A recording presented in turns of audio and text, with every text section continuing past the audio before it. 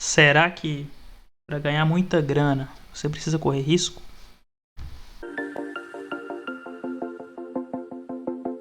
E aí, galera que acompanha o canal, hoje eu vou compartilhar com vocês um achado.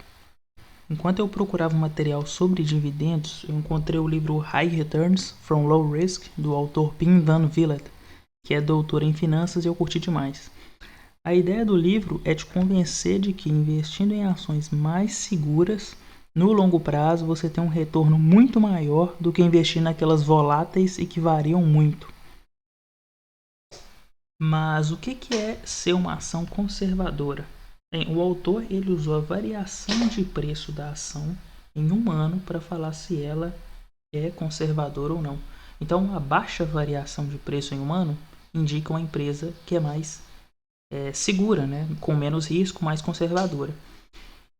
E a partir daí existe um valor que as pessoas geralmente usam para medir, falar se essa ação é conservadora ou não, que é chamado de índice beta. Esse índice indica, em resumo, a variação do preço da ação em relação à variação do preço médio do mercado. Então, um valor menor ou igual a 1 significa que a empresa varia menos que o mercado, então ela é conservadora. Se for maior que 1, e esse valor pode crescer muito, indica uma ação que é mais arriscada porque ela varia mais do que quando o mercado varia no geral. Daí o autor faz um experimento muito bacana. Ele pega 86 anos de dados de ações dos Estados Unidos e cria dois grupos.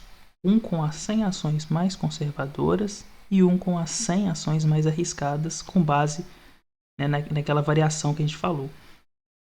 Ele coloca $1.000 em cada um dos grupos e a cada 3 meses ele vende todas as ações que ele tem em cada grupo e recompra as 100 mais conservadoras daquele período e as 100 mais arriscadas.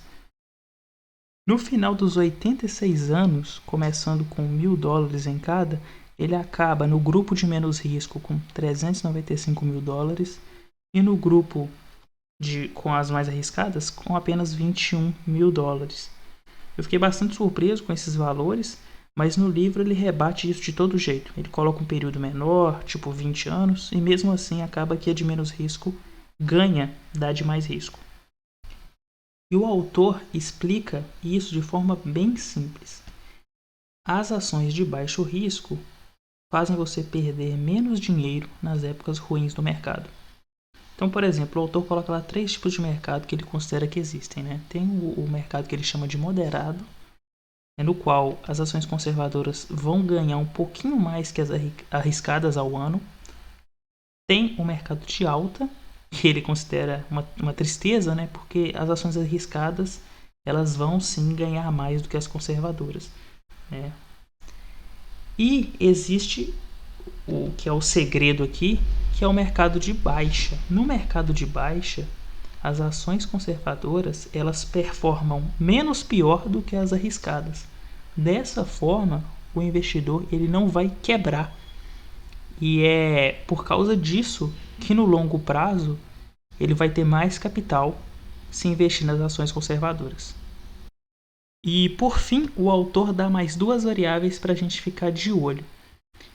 Ele chama essas variáveis de dividendos e momento. Então, o beta, que a gente já conhecia, mais os dividendos, mais o momento, fazem aquele valor de 395 mil, né, investido nas 100 mais conservadoras em 86 anos, virar mais de 21 milhões, se você levar em consideração essas 2 outras variáveis na hora de escolher quais ações investir, no exemplo dele lá. E o que é cada uma delas? Bem, dividendos é uma parte do lucro que a empresa dá para os seus acionistas. Vou ter mais vídeo falando sobre os dividendos nesse canal aqui. E o momento é como que a ação está se comportando agora. Como é que está a variação dela, nesse período de agora. Se ela está maior ou menor que no ano passado, por exemplo. Isso indica que ela tem um momento de alta, ela está subindo. Por causa disso, fica aí a receita de bolo que o autor passa no final, né? Ele considera seja interessante você pegar ações que possuem um índice beta menor que 1, que possuam dividendos, por exemplo, maior que 6% ao ano, que a ação pague mais que 6% ao ano aos acionistas, e que ela esteja com um momento de ascensão, né? Ou seja, o valor dela agora está maior do que a do ano passado. Se a empresa tiver com todo esse perfil aí, ela é considerada uma boa empresa para entrar. Ela estaria naquele top 100 que o autor coloca, né? Outra coisa que o autor fala é que essa estratégia deve ser usada em um horizonte de tempo maior, né? Por exemplo, em 5 a 7 anos já é possível notar uma diferença investindo no baixo risco ao invés de no alto risco, porque já se passou um ciclo do mercado que ele chama, né?